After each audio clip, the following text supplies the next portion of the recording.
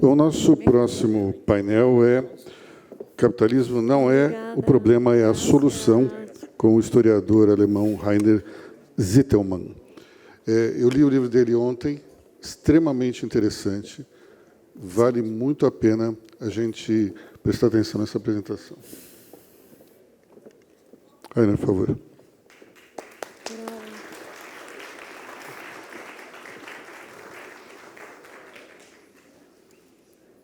I love capitalism.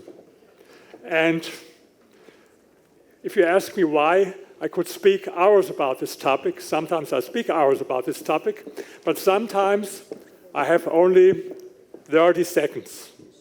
For example, in a TV interview, then people ask me, you have this T-shirt. I have a T-shirt with I love capitalism. Why do you wear this T-shirt?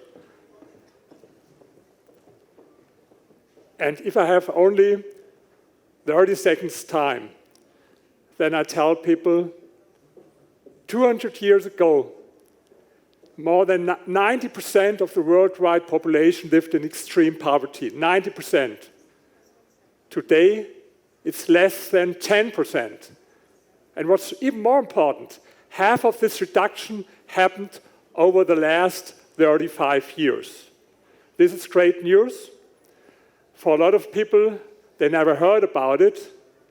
And so I'm very grateful to Stalin that he mentioned the word capitalism in his opening statement, I think 10 or 20 times, because 4 weeks ago, I was also at a libertarian conference, and all over the day, I heard the word capitalism not only once. Why? Because, and this is also something that Stalin has mentioned, capitalism has a negative image for a lot of people, you know, of course. And what I did now, I commissioned a poll in 19 countries, but it will be much more. You are the first to get the result here in Brazil, because this is the content of my next book that will be published only in a couple of months. But I will present some of the results of this poll. Of course, there were some other polls before about the image of capitalism. But in most cases, they asked only one question, as for example, do you like capitalism or not? But I think this is not enough, because, you know, even the word capitalism has a negative connotation for a lot of people. It's a dirty word for them. And I wanted to find out how much has it to do with the word and how much with what the word actually means. And so we presented to our respondents in our survey not only one question, but 34 statements. 34 statements. And I commissioned the poll. It was conducted by one of the leading polling institutes of the world, Ipsos Mori. We asked people in these countries, but it will be much more countries. And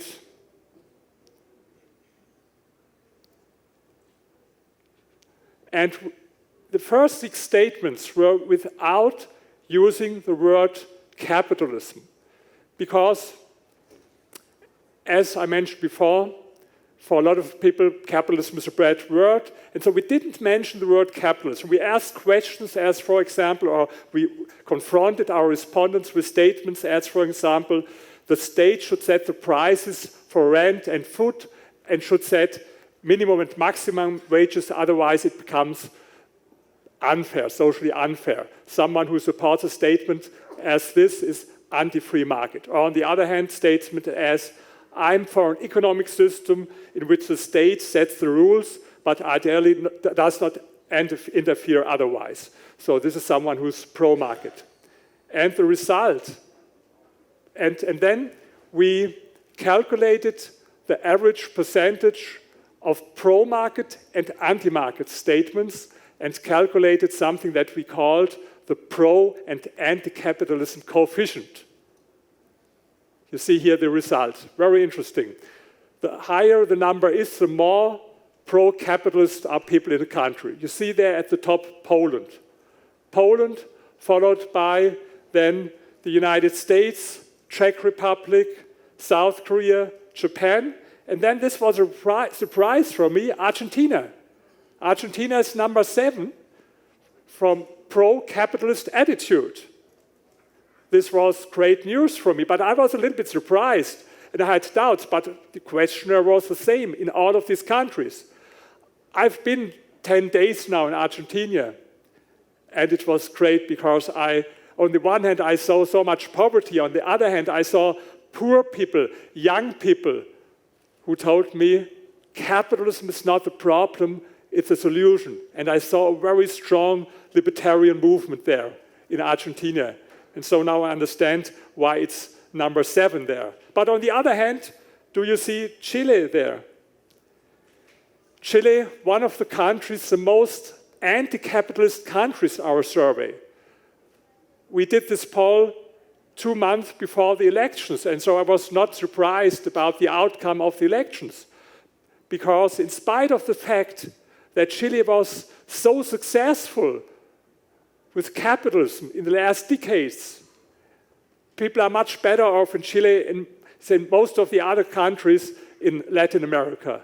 But the attitude of the people today, as you see in this poll, is anti-capitalist. So you see here at the end, countries as friends. So these were the results when we didn't use the word capitalism. We only described what it is. But then we asked a lot of other questions. The first one was an association test. We asked people, what do you think when you hear the word capitalism? Do you think about prosperity, or do you think about corruption? Do you think about freedom, or negative and positive words? And after this, again, we calculated the average percentage of positive and negative answers, and we came out to our anti- and pro-capitalism coefficient. But this time we used the word capitalism. And then we had 18 other questions. For example, capitalism is to blame for hunger, for poverty, for climate change. Of course, for all negative things in the world, even for my individual problems, of course. Capitalism is to blame for everything. On the other hand, we had positive statements, as capitalism means economic freedom. And by the way, this is it, in my next book, I will refute all these prejudices and all these myths about capitalism.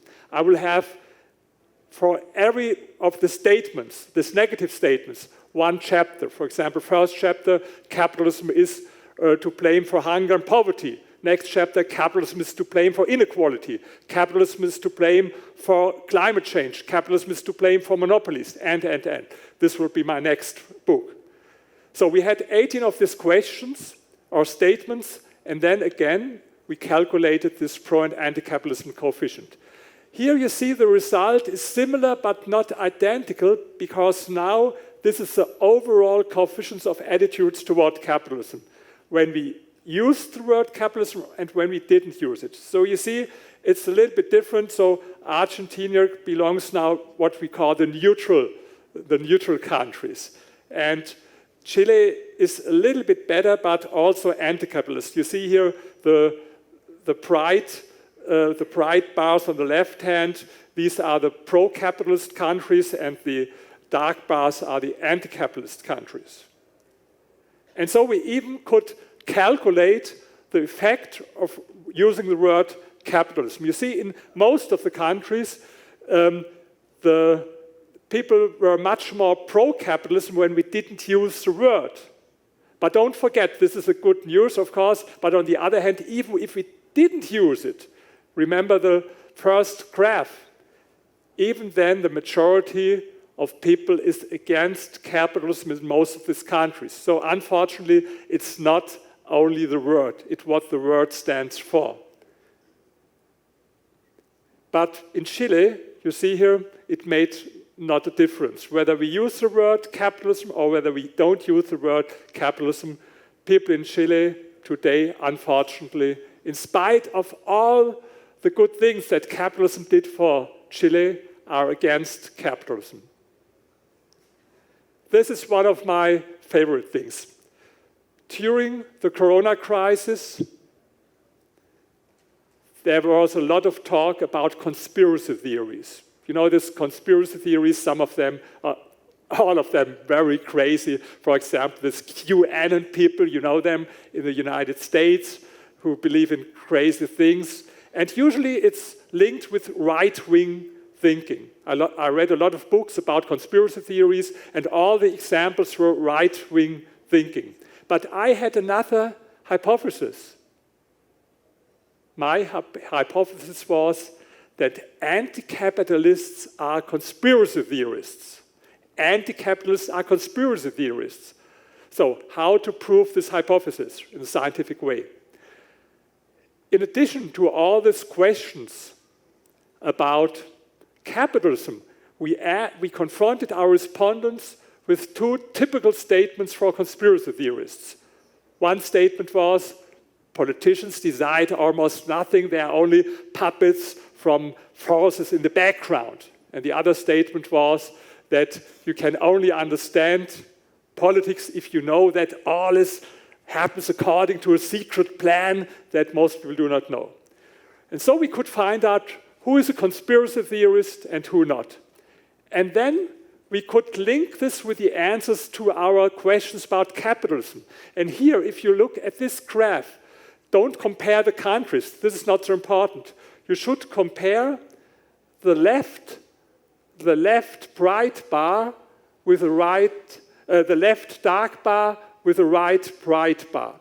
Here, for example, let's take the example here, Chile.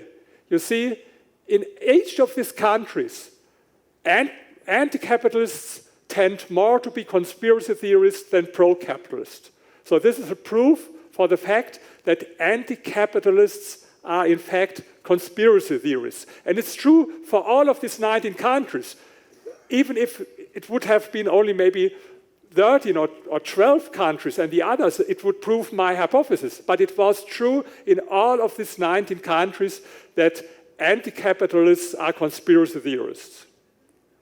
So this is another research. I've done it before. I wrote another book. The title of the book is The Rich in Public Opinion. It was published by Cato Institute. It's also published in a lot of other languages, for example, in Spanish, not in Portuguese today. And this was about envy. It was about stereotypes and prejudice against rich people. There are a lot of books, prejudice against gay people, prejudice against black people, prejudice against Jewish people, overweighted people, but there was not one single book about prejudice and stereotypes against rich people. And so I wrote the first book about this. And this is also based on a poll. We did this poll not in 19, but so far in 11 countries, but I will do it in more countries. And we wanted to find out how envious are people in different countries. Envy against rich people. And you can't ask people, are you envious or not? If I would ask you, everyone would say, I'm not envious, these are the others. You have to ask other questions, as for example, this statement, I'm in favor of increasing taxes for millionaires, even if I have no personal advantage. Or I'm in favor of drastically reducing manager salaries and distribute it more evenly among the employees, even if everyone gets only $2 more. Or we had one Schadenfreude question. If I hear that a millionaire loses a lot of money through to a risky business, I think this serves him right. By the way, Germany was the only country where there were so much people in pro this Schadenfreude statement. That's the reason why the word comes from German in English. So you see here, most envious people are in France, followed by Germany, but it's very different in countries as Japan or South Korea and in Asian countries. People have a different attitude towards rich people. I've been in South Korea, I've been in China, I've been in Vietnam, and people think much different about rich people. They see them more as role models than as scapegoats. So these were some of the results from my next book, but I will tell you only a little bit about this book that is published in Portuguese capitalism is not the problem, but the solution. And it starts with a chapter about China, Mao Zedong. It starts with a great leap forward, the biggest socialist experiment in history. 45 million people died as a result of the biggest socialist experiment in history. And I have my lectures all over the world, and I ask people, have you heard about this at school? Have your teacher told you about this biggest socialist experiment? Maybe I can ask you, who have heard at school about this great leap forward socialist experiment where 45 million people died? Please, hands up. I see no one, and I think it's a shame. People are told at school so much about the evils of capitalism, but no one hears about these crimes of socialism and communism. And, you know, after Mao's death, Deng Xiaoping started with his economic reforms, introducing private property, more elements of free market in China. And the result is amazing.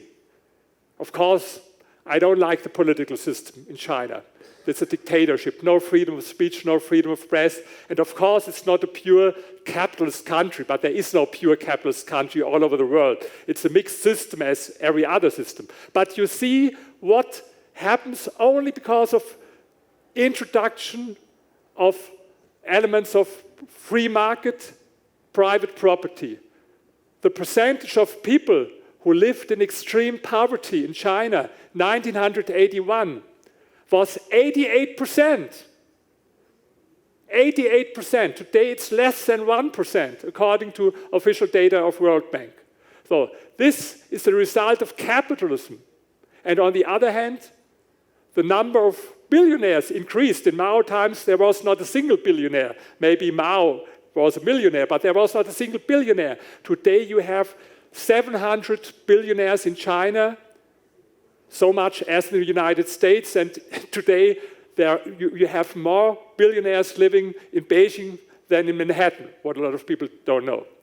So why is this so important? Why is this so important? Because this proves that zero-sum thinking is wrong. In the panel before, someone mentioned zero-sum thinking. Zero-sum thinking means that rich people become only rich because they take it away from the poor. This is a core belief of all socialists. Socialists are zero-sum thinkers. They believe in this. And it's totally wrong, of course, because if it would be right, how to explain these numbers? It's not logical. So you see, zero-sum thinking is wrong, and this is also, I don't have to look only to China. In 2000, we had 500 billionaires in the world. Today we have 2,800. But the rate of people living in extreme poverty in 2000 was 24%. Today it's less than 10%. So zero-sum thinking is wrong. This is very important to understand. And you see here the facts. If I want to explain economic progress or economic decline in a country, I use here's test tube theory. In fact, it's not a theory, it's more metaphor. Imagine a test tube with two ingredients, market and state, capitalism and socialism. And then you see what happens if you give more market in the test tube. You have seen it in China. You have seen it in Chile in the last decades. You have seen it in Poland. You have seen it in South Korea. South Korea, I've been there. In the 60s was one of the poorest countries in the world, as poor as most countries in Africa. Why were they so successful? Capitalism. So this is what happens if you give more market in the test tube, or Czech Republic, so many examples. On the other hand, what happens if you give more state in the test tube? You saw it in Venezuela. Venezuela in the 1907 one of the 20 richest countries in the world. One of the 20 richest countries in the world. Then they started with so much regulation. They had the worst labor market regulation in the world. They started with this in the 70s, 80s, and the situation became worse. And then you know what happened? 1999, people voted for Hugo Chavez. And all the leftist intellectuals all over the world, they were so enthusiastic. They called it the socialism in 21st century. Because, you know, North Korea was not the perfect example for socialism. But now they had another example for socialism.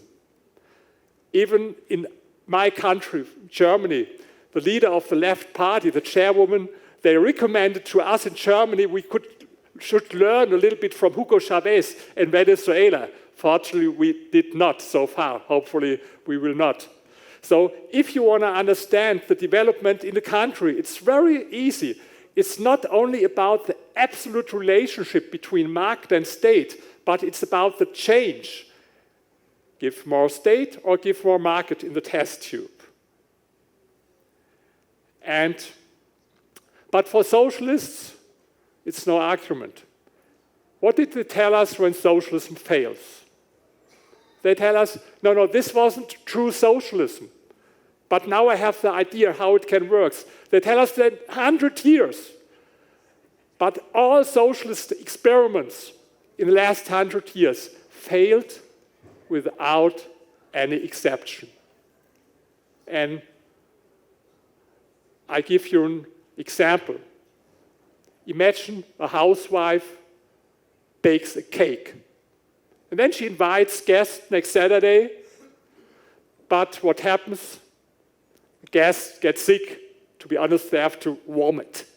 So next Saturday, she invites again the guests. She understood something was not perfect with the recipe. I have to make some slight modifications. But what happens? Again, guests get sick, have to vomit. So she understood, okay, something wasn't true, wasn't correct with the recipe last Saturday and the Saturday before. So she bakes again a cake with, again, slight modification. Again, guests get sick and they have to vomit. And then she does this 24 times, again, time and again, time and again. Now you will say, Mr. Zittelmann, this is crazy. There is no housewife in the world who is so crazy to do this. And you are right. There is no housewife in the world. But this is exactly what socialists did. They tried it in so many ways. In China in another way than in the Soviet Union. In North Korea in another way than in East Germany. And even with so-called democratic socialism as in the 70s in the UK or in Sweden. I have also a chapter in my book about the so-called democratic socialism. So they tried it in so many ways, but it failed time and again without any exception. But the trick of the socialists is, and this is something Axel Kaiser spoke, he spoke about utopia. What is the trick? In my book, I compare things that you can compare. For example, China in Mao's time, China today. Or I compare Chile and Venezuela. I compare, for example, East and West Germany, North and South Korea.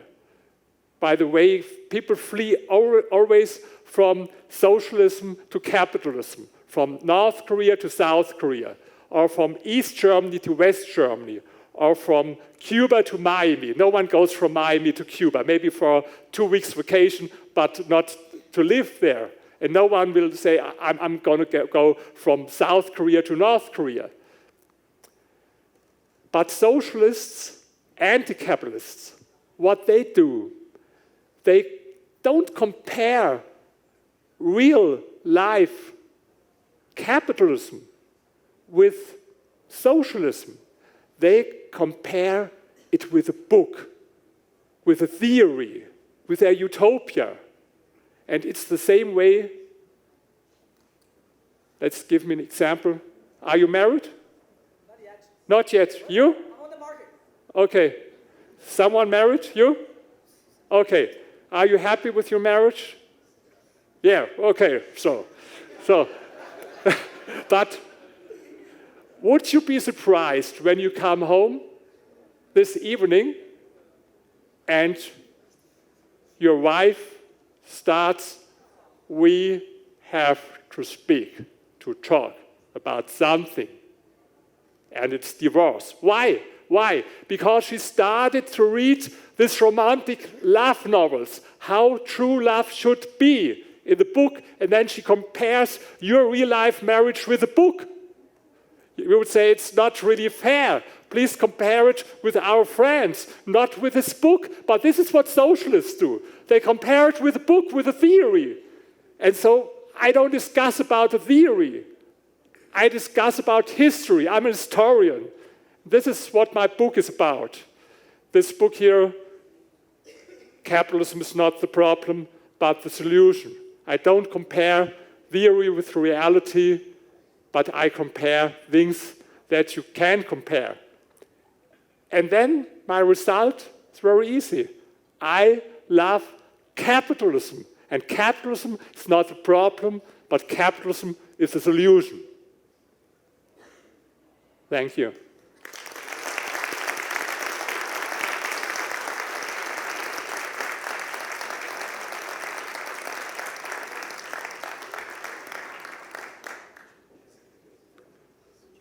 Is there any time for questions, or should we go to the next? Yes, one question. One question, okay. Who's the one? Who's the bold one who's going to make one single question? Nobody? Oh boy, I think everybody's tired about... Tired from my presentation? Hopefully no, it's not. the whole day. You know? But long day. Let me... Okay, someone... Oh, there is one. We have a candidate there. Okay, go ahead. It's just out of curiosity, how did you change from being an entrepreneur to write books on capitalism, about practicing capitalism? Okay, she's true. I was a socialist. Not only socialist, I was hardcore Maoist.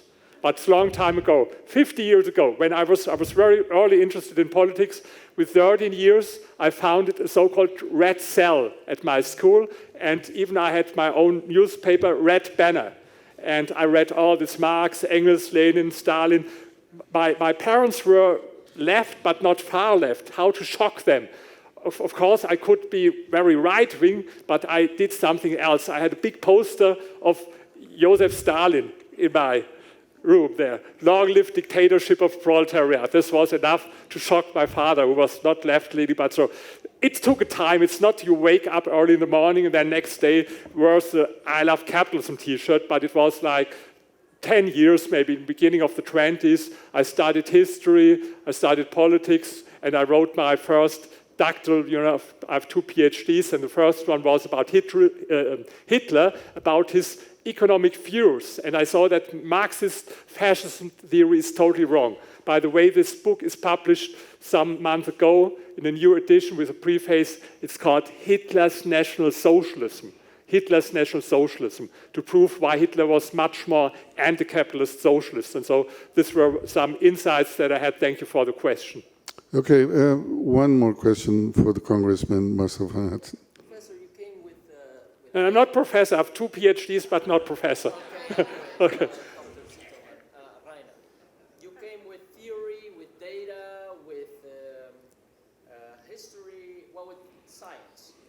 So what is your explanation to so many scientists or academics that are still on the left? So, very good question. There's a whole chapter 10 in my book. This is the best chapter in the book. Why intellectuals don't like capitalism. Do I have half hour more to give an answer? Unfortunately, no. Do I have 2 minutes more or no? Oh, 2 minutes. 2 minutes, okay. It's really hard to explain because it's crazy, of course. But I come from an academic family. And in this family it was, who has read the more books, well, should be up. So the more books you read and the better you were at academics. So a lot of intellectuals, they think this way. They only understand academic learning, academic wisdom. You know, in psychology, we distinguish between explicit learning and implicit learning. Implicit learning is like learning by doing. This is for entrepreneurs very important. Explicit learning is book wisdom. It's both important, but intellectuals, they only understand explicit knowledge, book wisdom. And then they learn later in life that it's not this way, how many books you read and the more money you have. And then they see, oh, there's a former school neighbor, and he has read not as far as many books as I, but now he has the bigger house, the better car, and what is worse, the more prettier wife. And then he says, okay, market has failed, because if market was correct, I should be there with a prettier wife, bigger house, better car. It's a little bit too easy, but read the book, Chapter 10, Why Intellectuals Don't Like Capitalism. So, thanks again. Thank you.